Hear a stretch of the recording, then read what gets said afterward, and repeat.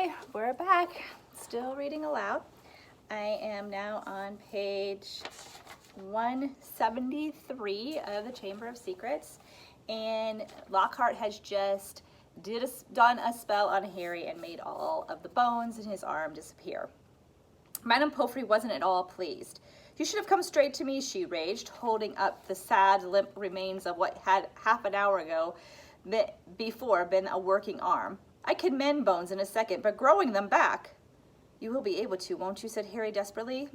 "I'll be able to, certainly, but it will be painful," said Madame Pomfrey grimly, throwing Harry a pair of pajamas. "You'll have to stay the night." Hermione waited outside the curtain drawn around Harry's bed while Ron helped him into his pajamas. It took a while to stuff the rubbery, boneless arm up into a sleeve.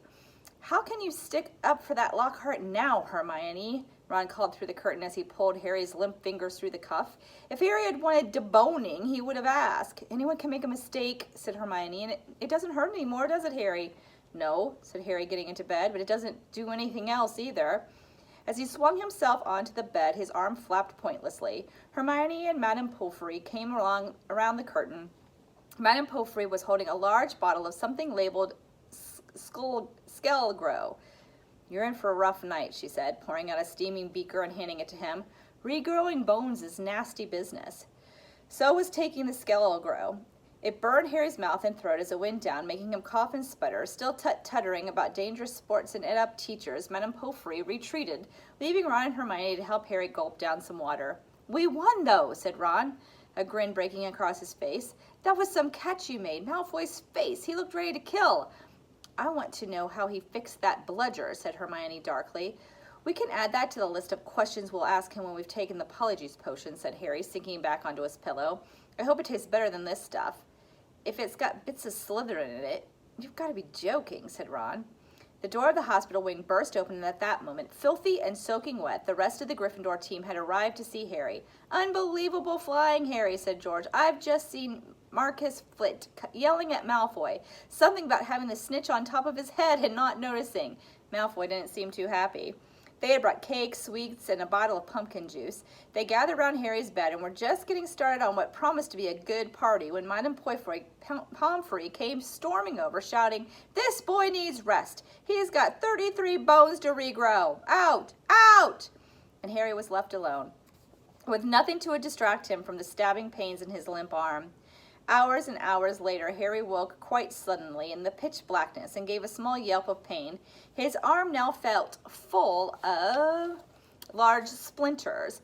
For a second, he thought that was what had woken him up. Then, with a thrill of horror, he realized that someone was sponging his forehead in the dark. "Get off," he said loudly, and then, "Dobby!" The house elf's googling tennis ball eyes were peering at Harry through the darkness. A single tear was running down his long, pointed nose.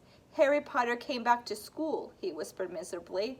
Dobby warned and warned Harry Potter. "Oh, sir, why didn't you heed Dobby? Why didn't Harry Potter go back home when he missed the train?" Harry heaved himself up on his pillow and pushed Dobby's sponge away. "What are you doing here?" he said, "and how do you know I missed the train?" Dobby's lips trembled, and Harry was seized by a sudden suspicion. "It was you," he said slowly. "You stopped the barrier from letting us through."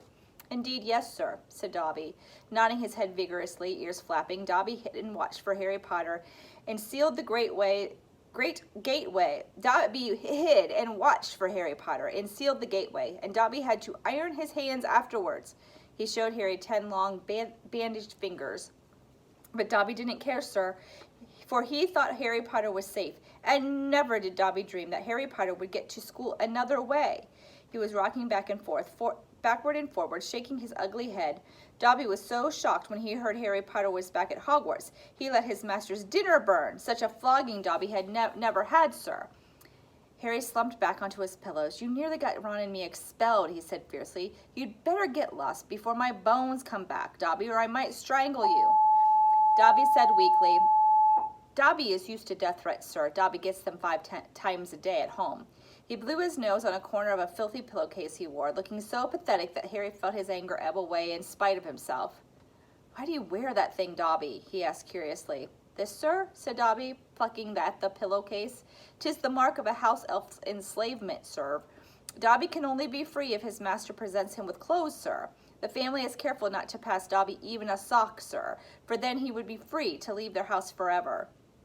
Dobby mopped his bulging eyes and said suddenly, Harry Potter must go home. Dobby thought the bludger would be enough to make your bludger, said Harry, anger rising once more. What do you mean, your bludger? You made that bludger try to kill me? Not kill you, sir. Never kill you, said Dobby, shocked. Dobby wants to save Harry Potter's life. Better sent home, grievously injured, than remain here, sir. Dobby only wanted Harry Potter hurt enough to be sent home. Oh, is that it all? Said Harry angrily. I don't suppose you were going to tell me why you want me to be sent home in pieces. If Harry Potter only knew, Dobby groaned, more tears dripping into his ragged pillowcase. If he knew what he means to us, to the lowly, the enslaved, we dreads of the magical world. Dobby remembers how it was when he who must not be named was at the height of the powers, sir. We house elves were treated like vermin, sir. Of course, Dobby is still treated like that, sir, he admitted, drying his face on the pillowcase. But mostly, sir, life has improved for my kind since you triumphed over he who must not be named. Harry Potter survived. The Dark Lord's power was broken. It was a new dawn, sir, and Harry Potter shone like a beacon of hope for those of us who thought the dark days would never end, sir. And now at Hogwarts, terrible things are to happen, are perhaps happening already, and Dobby cannot let Harry Potter stay here now that history is to repeat itself, now that the Chamber of Secrets is open once more. Dobby froze horror-struck, then grabbed Harry's water jug from his bedside table and cracked it over his own head, toppling out of sight. A second later, he crawled back onto the bed, cross-eyed, muttering, "Bad Dobby, very bad Dobby." "So there is a Chamber of Secrets," Harry whispered. "And did you say it's been opened before? Tell me, Dobby." He seized the elf's bony wrist as Dobby's hand inched toward the water jug. "But I'm not Muggle-born. How can I be in danger from the chamber?" "Ah, sir, ask no more. Ask no more of poor Dobby," stammered the elf, his eyes huge in the dark. "Dark deeds are planned in this place, but Harry Potter must not be here when they happen. Go home, Harry Potter, go home. Harry Potter must not meddle in this, sir. Too dangerous." "Who is it, Dobby?" Harry said, keeping a firm hold of Dobby's wrist to stop him from hitting himself with the water jug again. "Who opened it? Who opened it last time?" "Dobby can't say, sir. Dobby can't. Dobby mustn't tell," squealed the elf. "Go home, Harry Potter, go home." "I'm not going anywhere," said Harry fiercely. "One of my best friends is Muggle-born. She'll be first in line if the chamber really has been opened." "Harry Potter risks his own life for his friends?" moaned Dobby in a kind of miserable ecstasy. "So noble, so valiant. But he must save himself. He must. Harry Potter must not." Dobby suddenly froze, his bad ears quivering. Harry heard it too. There were footsteps coming down the passageway outside. "Dobby must go," breathed the elf, terrified. There was a loud crack, and Harry's fist was suddenly clenched into thin air. He slumped back on his bed, his eyes on the dark doorway to the hospital wing as the footsteps drew nearer. Next moment, Dumbledore was back into the dormitory, wearing a long woolly dressing gown and a nightcap.